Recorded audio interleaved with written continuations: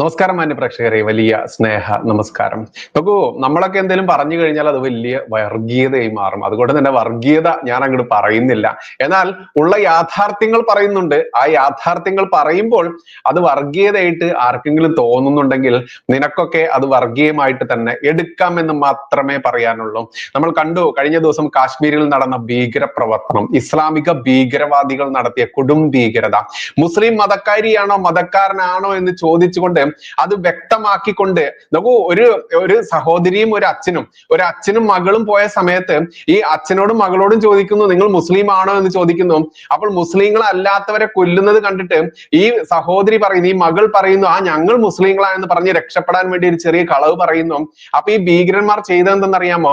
അവരോട് ഈ പറയുന്ന ഇവന്മാരുടെ ആ ഒരു ഇതുണ്ടല്ലോ, എന്താണ്, നിസ്കരിക്കുന്ന സമയത്ത് എന്തോ ബാങ്കോ എന്തോ കുന്തം പറയുമല്ലോ, അത് കൊടുക്കാൻ പറഞ്ഞാത്തെ അഞ്ചോത്ത് നമ്മൾ കേൾക്കാറുണ്ടല്ലോ. ഈ ബാങ്ക് കൊടുക്കാൻ പറഞ്ഞതോടുകൂടി ആ അച്ഛൻ നിസ്സഹായനായി മാറുന്നു. അതോടുകൂടി അവർ മുസ്ലിം അല്ല എന്ന് ജിഹാദികൾക്ക് മനസ്സിലാവുന്നു, വെടിവെച്ച് കൊല്ലുന്നു. ആലോചിച്ച് നോക്കും. മാത്രമല്ല, നീ ഹിന്ദുവാണോടാ എന്ന് ചോദിച്ച് നടന്നുകൊണ്ട് അവിടെ വെടിവെച്ച് കൊല്ലുന്നു എന്ന് പറയുമ്പോൾ ഇതിലെ ഏറ്റവും വലിയ അപകടം എന്തെന്നറിയാമോ? ഇവിടത്തെ മുസ്ലിങ്ങളായിട്ടുള്ള ആളുകൾ ഇതിനെതിരെ നിശബ്ദത പാലിക്കുന്നു എന്നുള്ളതാണ്. ഇതുവല്ല ഇസ്രായേൽ പലസ്തീൻ വിഷയത്തിലൊക്കെ ആയിരുന്നെങ്കിൽ ഇങ്ങോട്ട് ഇസ്രായേലിനെ ചൊറിയാൻ വരുന്ന പലസ്തീന് തിരിച്ച് ഇസ്രായേൽ അങ്ങോട്ട് കൊടുക്കുന്ന സമയത്ത് ഇരവാദം മോങ്ങിക്കൊണ്ട് ഇസ്രായേൽ ഭീകരന്മാരെ വെളുപ്പിക്കാൻ, ഈ പറയുന്ന പലസ്തീൻ ഭീകരന്മാരെ വെളുപ്പിക്കാൻ വേണ്ടി, ചത്തൊടുങ്ങുന്ന മുസ്ലിം ഭീകരന്മാരെ വെളുപ്പിക്കാൻ വേണ്ടി ഇവിടെ കാട്ടിക്കൂട്ടുന്ന ആളുകളുടെ പ്രശ്നം നിങ്ങൾ കണ്ടിട്ടില്ലേ? മലയാളികളായിട്ടുള്ള ഈ ഭീകരവാദി മനസ്സുള്ള ആളുകളെ കണ്ടിട്ടില്ലേ?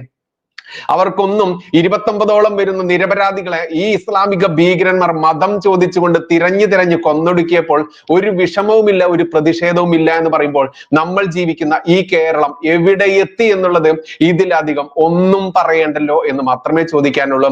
അതുകൊണ്ടാണ് ഞാൻ ആദ്യം പറഞ്ഞത്, നമ്മളൊക്കെ പറഞ്ഞു കഴിഞ്ഞാൽ അത് വലിയ വർഗീയവാദം. എന്നാൽ ഇവിടെ മതം തിരിച്ചുകൊണ്ട് ഇവിടെ വഖഫ് ബോർഡ് എന്ന് പറയുന്ന ഹിന്ദുവിന്റെയും ക്രിസ്ത്യാനിയുടെയും ഭൂമി തട്ടിയെടുക്കുന്ന ഇസ്ലാമിക കൊടും ഭീകര നിയമത്തിനെതിരെ ഭേദഗതി കേന്ദ്രം കൊണ്ടുവന്ന സമയത്ത് അതിനെതിരെ മുസ്ലിം ലീഗ് ഞങ്ങൾ വലിയ മതേതരന്മാരാണെന്ന് തെളിയിക്കാൻ വേണ്ടി നാനാദിക്ക് പാഞ്ഞു നടക്കുന്ന മുസ്ലിം ലീഗ് എന്ന് പറയുന്ന മുസ്ലിമിന്റെ പേരിലുള്ള പാർട്ടി, മതേതര പാർട്ടി, ആ പാർട്ടി കോടതിയിൽ അവസാനം പറഞ്ഞു, ഞങ്ങൾക്ക് മതമാണ് വലുത്, ഇവിടുത്തെ മതേതര ജനാധിപത്യം അല്ല, ഞങ്ങൾക്ക് ഞങ്ങളുടെ ശരിയാ നിയമപ്രകാരമുള്ള ഈ വഖഫ് നിയമമാണ് വലുതെന്ന് പച്ചയ്ക്ക് പറഞ്ഞുകൊണ്ട് സുപ്രീം കോടതിയിൽ വരെ പച്ചയ്ക്ക് പറയുന്ന അവസ്ഥ വന്നിട്ടും ഇന്നും ഈ പറയുന്ന മുസ്ലിം ലീഗിനെയൊക്കെ മതേതര പട്ടം നൽകി നടക്കുന്ന ഹിന്ദുവെ ക്രിസ്ത്യാനി നിന്നോടൊന്നും ഇതിൽ കൂടുതൽ ഒന്നും പറയാനില്ല. എന്തായാലും മേജർ രവി, നമ്മുടെ എല്ലാം പ്രിയപ്പെട്ട രവി സാർ, അദ്ദേഹം ഈ ആക്രമണവുമായി ബന്ധപ്പെട്ട് നടത്തിയ ഒരു പ്രസ്താവനയുണ്ട്. അത് ഓരോ മലയാളിയും കേൾക്കേണ്ടത് തന്നെയാണ്. കേട്ടിട്ട് നമുക്ക് കുറച്ചുകൂടി പറയാനുണ്ട് നിങ്ങളുടെ ഭാഷയിലാണെങ്കിൽ. വർഗീയത കേട്ടു നോക്കാം നമ്മൾക്ക്. സുരക്ഷ ഏത് സമയത്തും പെൽഗാം സൈഡില് അവിടെ ഇഷ്ടംപോലെ ബേസ് ക്യാമ്പുകൾ, CRPF ഫുൾ ബറ്റാലിയനും 2-3 ബറ്റാലിയൻസ് അവിടെ ഉണ്ട്, ആർമിയുടെ 6 ബറ്റാലിയൻസ് ഉണ്ട്. അതെല്ലാം നോക്കിക്കഴിഞ്ഞാൽ സുരക്ഷയെല്ലാം ഉണ്ട്. പക്ഷെ എവിടെയോ, ഞാനിപ്പോ കഴിഞ്ഞ ഫെബ്രുവരി 4-ാം തീയതി ഞാൻ പെൽഗാമിലുണ്ടായിരുന്നു. ഈ സമയത്തുള്ള ക്രൗഡ് എന്ന് പറഞ്ഞു കഴിഞ്ഞാൽ ആയിരക്കണക്കിന് എന്നുള്ളത് അത് ലക്ഷങ്ങളിലേക്ക് എത്തിക്കൊണ്ടിരിക്കുന്ന ഒരു സിറ്റുവേഷനിലാണ് ഞാൻ അവിടെ കാണാൻ പറ്റിയത്. ഈ സമയത്ത് എവിടേക്കോ ഓക്കെ കുഴപ്പമില്ല എന്നുള്ളൊരു ഫീൽ നമുക്ക് കിട്ടുന്നുണ്ട്. മറ്റേ പണ്ടൊക്കെ പോകുന്ന സമയത്ത് റോഡുകളിൽ മുഴുവൻ പെട്രോളിംഗ് പാർട്ടിയും നിറഞ്ഞു നിന്നിരുന്ന ഒരു സംഭവം ഒരു പക്ഷേ നമ്മുടെ ഇപ്പൊ ഈ 370 ആർട്ടിക്കിൾ പോയതിന് ശേഷം 1-2 വർഷം കഴിഞ്ഞപ്പോഴത്തേക്കും കാര്യങ്ങളൊക്കെ ശാന്തമായി വന്നുകൊണ്ടിരിക്കുന്നു. ലോക്കൽസിന്റെ സപ്പോർട്ട് നമുക്ക് കിട്ടാൻ തുടങ്ങിയിരിക്കുന്നു. ലോക്കൽസിനെ സംബന്ധിച്ചിടത്തോളം അവർക്ക് ഇനി ഇവിടെ മിലിറ്റൻസിയോ അല്ലെങ്കിൽ ഇതുപോലുള്ള വിദ്വേഷങ്ങളോ ഒന്നും വേണ്ട എന്നുള്ള സിറ്റുവേഷനിലേക്ക് വന്നു. കാരണം എന്ന് വെച്ചാൽ അവര് റിയലൈസ് ചെയ്തു, വർഷങ്ങളായിട്ട്, ഡിക്കേഡ്സ് ആയിട്ട് അവർക്ക് വരുമാനമില്ലാതെ, ടൂറിസം ഇല്ലാതെ ജീവിച്ച കുറെ കാലങ്ങളുണ്ട്. ആ കാലത്ത് നിന്ന് പെട്ടെന്നാണ് ഇവർക്കൊരു മാറ്റം സംഭവിച്ചത്. കഴിഞ്ഞ 370 ആർട്ടിക്കിൾ എടുത്തു കളഞ്ഞതിന്റെ ആ വർഷത്തിനേക്കാൾ കൂടുതൽ ഇപ്പൊ കഴിഞ്ഞ വർഷത്തിലാണ് ഏറ്റവും അധികം ടൂറിസ്റ്റ് വന്നിരിക്കുന്നു എന്ന് പറഞ്ഞു കഴിഞ്ഞാൽ 1,50 ലക്ഷത്തിൽ 1.5 കോടിയോളം ജനങ്ങൾ അവിടെ വന്നിട്ടുണ്ട്. ഡൽ ലേക്കിന്റെ സൈഡിലൊക്കെ ട്രാഫിക് ജാം ഉണ്ടാവുക എന്ന് പറഞ്ഞാൽ ഒരിക്കലും കേൾക്കാത്ത സംഭവങ്ങളാണ്. അവിടെ വണ്ടികൾ 2 മണിക്കൂറൊക്കെ വെയിറ്റ് ചെയ്യേണ്ടി വന്നിട്ട് 4 മണിക്കൂർ ക്രോസ് ചെയ്യാൻ വേണ്ടി. അത് ഓരോരോ ഗാർഡൻസിലേക്ക് പോകാനുള്ള ആളുകൾ. അങ്ങനെ വരുന്ന സമയത്ത് ലോക്കൽസ് റിയലൈസ് ചെയ്തു, yes, this is what is life. അവർക്ക് ഇഷ്ടം പോലെ പോക്കറ്റിൽ കാശ് വരാൻ തുടങ്ങിയ സമയത്ത് ഒരിക്കലും അവർ മിലിറ്റൻസിനെ സപ്പോർട്ട് ചെയ്തിട്ടില്ല. ആ സപ്പോർട്ട് ചെയ്യാത്ത സമയത്ത് എന്ത് പറ്റി? അവര് ഇതിപ്പോ ഈ നടന്നിരിക്കുന്ന പേൽഗാം എന്ന് പറയുന്നത് ഷോപ്പിയാന് തൊട്ടടുത്താണ്. LOCക്ക് തൊട്ടടുത്തുള്ള ഒരു സ്ഥലമാണത്. അപ്പൊ ഷോപ്പിയാൻ കൂടിയാണ് ഏറ്റവും അധികം ഇൻഫിൽട്രേഷൻ വരുന്നത്. അതുപോലെ തന്നെ അനന്തനാഗ് ആ ഒരു സൈഡെല്ലാം ഉണ്ടെങ്കിലും കുപ്വാഡ സെക്ടറും ഇങ്ങനെ 2-3 സ്ഥലങ്ങളാണ് ഇവർക്ക് ഇൻഫിൽട്രേഷൻ ചെയ്യാൻ പറ്റുന്ന സ്ഥലങ്ങൾ. അപ്പം ഇവിടെ ബെൽഗാമിനെ സംബന്ധിച്ചിടത്തോളം ഇപ്പൊ ഈ അറ്റാക്ക് നടന്നിരിക്കുന്നു പറഞ്ഞാൽ on the way to Amarnath പോകുന്ന യാത്ര. ഇവിടെ ഏറ്റവും അധികം അമർനാഥ് യാത്രയ്ക്ക് വരുന്ന ആളുകൾ ഈ റൂട്ട് കൂടെ പോകുന്നത്. കാരണം ഷോർട്ട് റൂട്ട് ഡിസ്റ്റൻസ് ആണ്, 40 കിലോമീറ്റർ അവർക്ക് ഡിസ്റ്റൻസ് കവർ ചെയ്യുന്നു. മറ്റേ റൂട്ട് കൂടെ പോവുകയാണെങ്കിൽ കുറച്ചുകൂടെ കൂടുതലുണ്ട്. അപ്പൊ ഇവിടെ അത്രയും സെക്യൂരിറ്റി ഉള്ള ഒരു സ്ഥലമാണ്. പക്ഷേ ഈ ടൂറിസ്റ്റുകളുടെയും ഇത് എവിടേക്കോ നമ്മളുണ്ടല്ലോ ഇപ്പൊ കുഴപ്പമൊന്നുമില്ല എന്നുള്ളൊരു തോന്നൽ എവിടെയോ വന്നു എന്നുള്ളൊരു തോന്നൽ എനിക്ക് കാണുന്നുണ്ട് ഇതിനകത്ത്.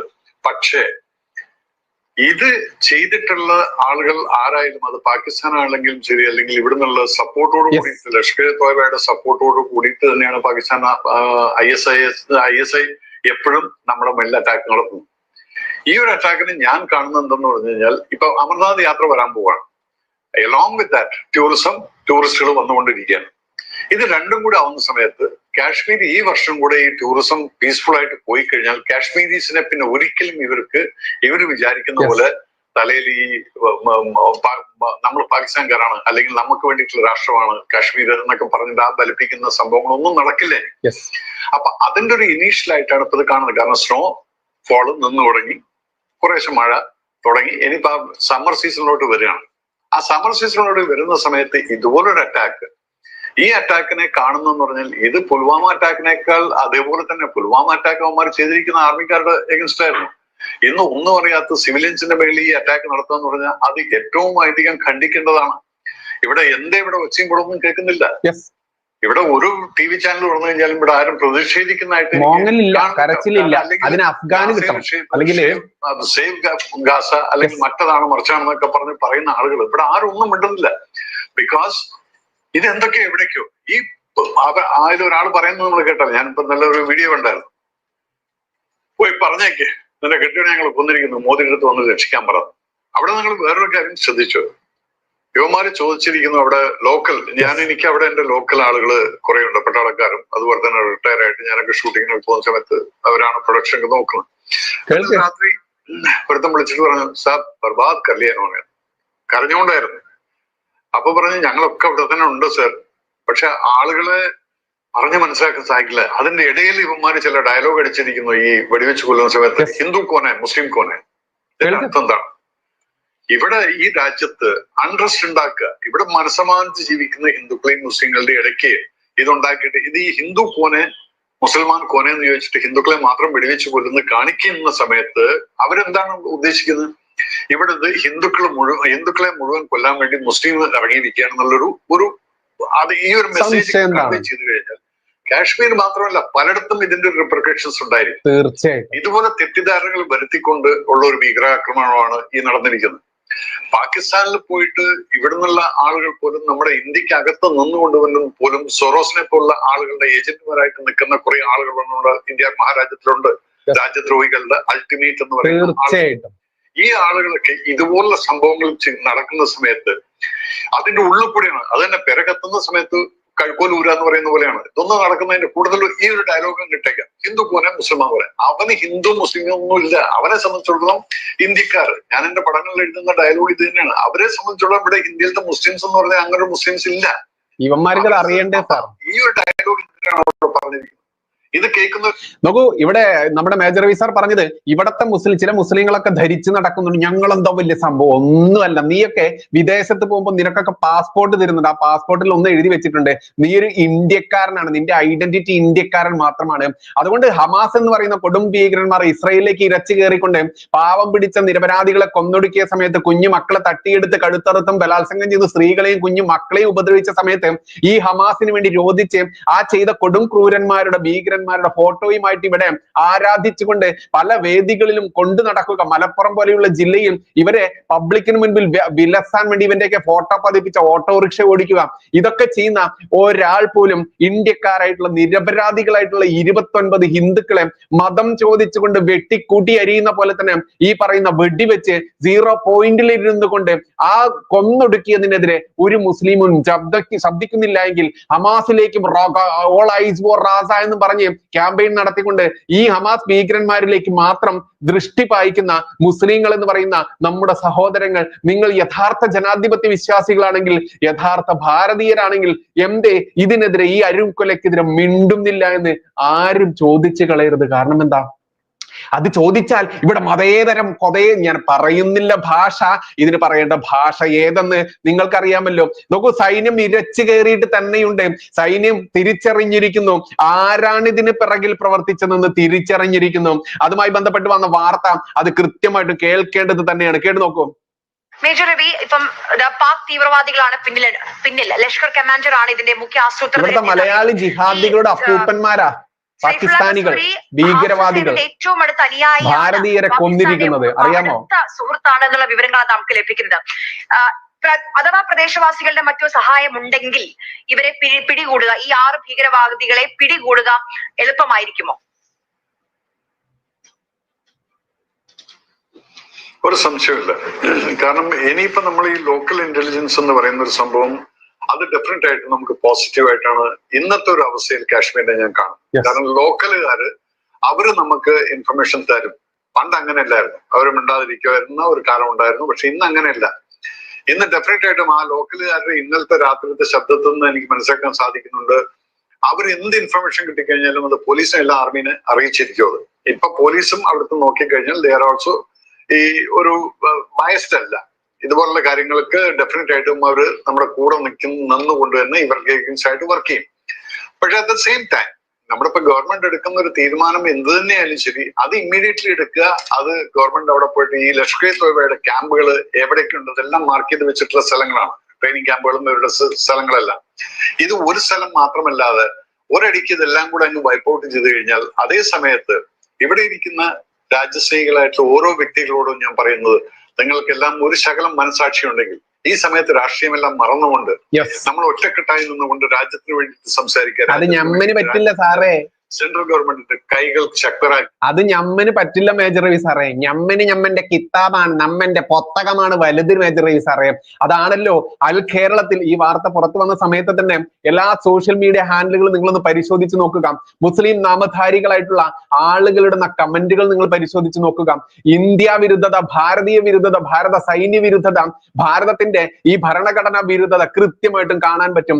ഇവിടെ എന്തോ മറയ്ക്കാൻ വേണ്ടി ഇതാ BJP നരേന്ദ്രമോദിയും ചെന്ന് കൊന്നൊടുക്കിയതാണ് ഭാരതീയരെ എന്ന് പറയുന്ന മുസ്ലിം നാമധാരികൾ നാളെ നിന്റെയൊക്കെ വീട്ടിൽ കയറി നീ ഹിന്ദുവാണോ ക്രിസ്ത്യനാണോ എന്ന് ചോദിച്ച് നിന്നെയൊക്കെ തട്ടുമ്പോഴും നീ ഇതൊക്കെ തന്നെ പറഞ്ഞുകൊണ്ടേ ഇരിക്കണേ മതേതരം വിഴുങ്ങികളെ എന്ന് ആരെങ്കിലും പറഞ്ഞാൽ ഒരിക്കലും കുറ്റപ്പെടുത്താനാവില്ല. ബാക്കി കൂടെ കുറച്ചുകൂടി ഉണ്ട്, അത് കേട്ടിട്ട് വരാം. അവരെ മാനസികമായിട്ട് തകർക്കാതെ ഇതിനടിക്കേണ്ടത് അടിച്ചേ പറ്റൂ സർ.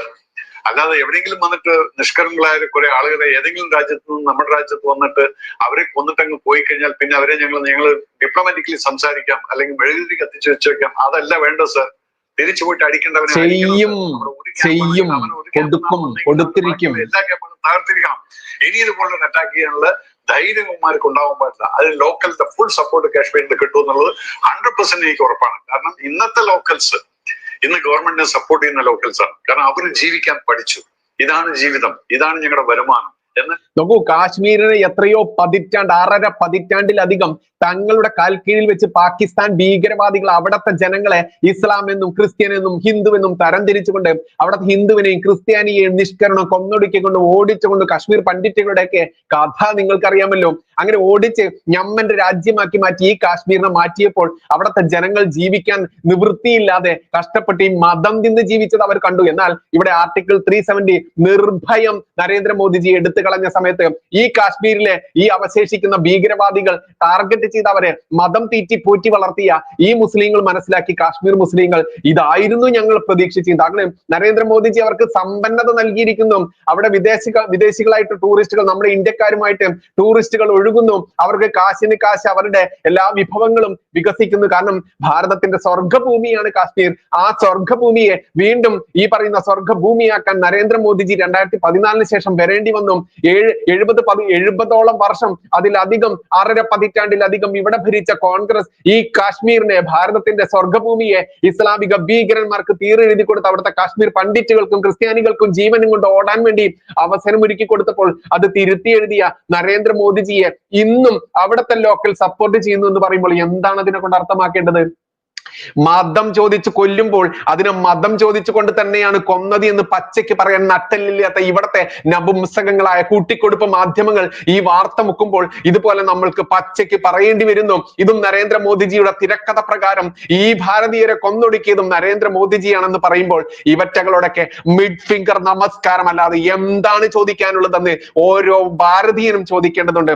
ഇനി മറ്റൊരു കാര്യം കൂടി ഇവിടെ ചോദിക്കണം. നോക്കൂ, ഭാർഗവറാം സ്വാമിജിയെ കുറിച്ച് എല്ലാവരും കേട്ടിട്ടുണ്ടാവുമല്ലോ. സാമൂഹ്യ മാധ്യമങ്ങൾ ഉപയോഗിക്കുന്ന എല്ലാവർക്കും അറിയാൻ പറ്റും ഭാർഗവറാം സ്വാമിജിയെ കുറിച്ച്. ഭാർഗവറാം സ്വാമിജിയെ കുറിച്ച് ഒരു ഫേസ്ബുക്ക് പോസ്റ്റ് ഉണ്ട്, അത് ഞാനിവിടെ വായിക്കാം. പ്രധാനപ്പെട്ട കുറച്ച് പോയിന്റുകളാണ് അതിലുള്ളത്. എന്താണെന്നറിയാമോ? ആക്രമണങ്ങളിൽ തദ്ദേശവാസികൾക്ക് പങ്കുണ്ടോ? ഉദ്ദേശം 8 മാസങ്ങൾക്ക് മുൻപ് കാശ്മീരിൽ വിനോദസഞ്ചാരത്തിൽ പോയ അഭ്യസ്ത വിദ്യരും ഉന്നത നിലവാരത്തിൽ ജീവിക്കുന്നവരുമായ യുവദമ്പതികൾ തിരിച്ചെത്തി പിതാവിന് കാശ്മീരിൽ നിന്നുമുള്ള സമ്മാനങ്ങൾ നൽകി. കാശ്മീർ അനുഭവങ്ങൾ പറഞ്ഞ കൂട്ടത്തിൽ ശ്രദ്ധേയമായി പറഞ്ഞ കാര്യം അദ്ദേഹം എന്നോട് ഇന്ന് പങ്കുവെക്കുകയുണ്ടായി. ചെന്ന് കയറുന്ന കടകളിൽ നിന്ന് അവിടുത്തെ ലോക്കൽസിന്റെ എല്ലാ കടകളിലും സാധന സാമഗ്രികൾ വാങ്ങാൻ പോയ നമ്മുടെ ഈ നാട്ടിലെ ഒരു അച്ഛനും മകൾക്കും നേരിട്ടതാ. ചെന്ന് കയറുന്ന കടകളിൽ നിന്ന് ഒരുപോലെ ചോദിക്കുന്ന ചോദ്യം നിങ്ങൾ ഹിന്ദുവാണോ എന്നതായിരുന്നു. എന്തിനാണ് ഹിന്ദുവാണോ മുസ്ലിം ആണോ ക്രിസ്ത്യാനിയാണോ എന്ന് ചോദിച്ച് ഇവിടുത്തെ ലോക്കൽ പ്രദേശവാസികൾ ഇങ്ങനെ സാധനം കൊടുക്കുന്നതെന്നറിയാമോ? ഹിന്ദുവിനും ക്രിസ്ത്യാനിക്കും ഇവർ കൊടുക്കുന്ന സാധനത്തിൽ വല്ലതും ചേർത്തിട്ടുണ്ടോ എന്ന് ആരെങ്കിലും സംശയിച്ചാൽ എങ്ങനെയാണ് കുറ്റപ്പെടുത്താനാവുക? എന്തിനാണ് വരുന്നവരോട് ഹിന്ദുവാണോ എന്ന് പ്രത്യേകം എടുത്തു ചോദിക്കുന്നത്? ഹിന്ദുക്കൾക്ക് വേണ്ടി സ്പെഷ്യൽ പ്രൊഡക്ട്സ് ആണോ നൽകാൻ തയ്യാറാക്കി വെച്ചിരിക്കുന്നത്? അതോ വേറെ എന്തെങ്കിലും കണക്കെടുപ്പ് നടത്തുന്നുണ്ടോ? വേറെ ആർക്കെങ്കിലും വേണ്ടി ശേഖരിക്കുന്ന വിവരങ്ങളാണോ? ഇന്നലത്തെ സംഭവങ്ങളിലും റിപ്പോർട്ട് ചെയ്തിരിക്കുന്നത് ഇതേ ചോദ്യങ്ങൾ ചോദിച്ചുകൊണ്ടായിരുന്നു ആക്രമണം എന്നാണ്.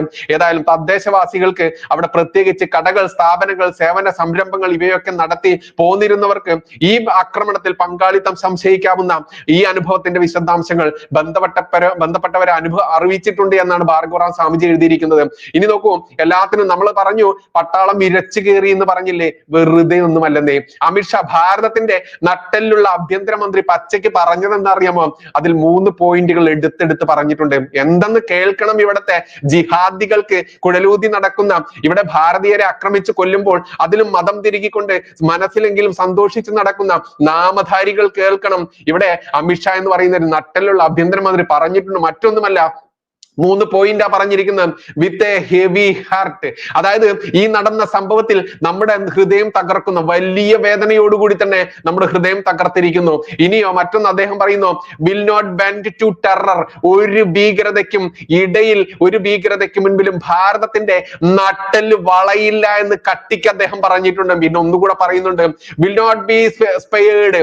ഒന്നിനും തിരിച്ചടി നൽകാതെ നമ്മൾ ഇവിടെ അടങ്ങിയിരിക്കില്ല എന്ന് പച്ചയ്ക്ക് മനസ്സിലാവുന്ന 3 രീതിയിലുള്ള പ്രസ്താവനകൾ ഉൾപ്പെടുത്തിയ അദ്ദേഹത്തിന്റെ ആ ഫേസ്ബുക്ക് ആയാലും ട്വീറ്റ് ആയാലും മറ്റും എല്ലാം ഒന്ന് പരിശോധിക്കേണ്ടതുണ്ട്. അദ്ദേഹം മനസ്സിലായിട്ടില്ല എന്നുണ്ടെങ്കിൽ മനസ്സിലാക്കുക. ഒന്നേ പറഞ്ഞിട്ടുള്ളൂ, ഭാരതത്തിന്റെ ഒരു നട്ടെല്ലുള്ള ആഭ്യന്തര മന്ത്രിയും ഇവിടുത്തെ ഭരണവും ഉണ്ടെങ്കിൽ ഭാരതം എന്ന് പറയുന്ന ഇന്ന് ലോകം ഉറ്റുനോക്കുന്ന ലോക നേതാവായ രാജ്യമായി മാറിയിട്ടുണ്ടെങ്കിൽ ഇവിടെ നടത്തിയ ഈ ഭീകരവാദികൾക്ക് കനത്ത ശിക്ഷ തന്നെ ഭാരതം നൽകും. ഇവിടെ കടന്നു മോങ്ങുന്ന പലസ്തീനിൽ നടക്കുന്ന പലസ്തീൻ പ്രശ്നത്തിൽ പലസ്തീൻ ഭീകരന്മാർക്ക് വേണ്ടി മോങ്ങുന്ന നിനക്കൊക്കെ ഇനി മോങ്ങാനുള്ളത് ഇവിടെ ബാക്കി തരാനിരിക്കുന്നേ ഉള്ളൂ എന്ന് കനത്ത ശബ്ദത്തിൽ തന്നെ നമ്മുടെ എല്ലാം പ്രിയപ്പെട്ട അമിത്ഷാ പറഞ്ഞിട്ടുണ്ട്. ഇവിടെയും രാഷ്ട്രീയം കളിക്കുന്ന 4ാം കിട ലിംഗക്കാരെ, നപുംസകങ്ങളെ, അവരെ 4ാം ലിംഗക്കാരെ എന്ന് പോലും വിളിക്കാൻ പറ്റില്ല. കാരണം എന്താ?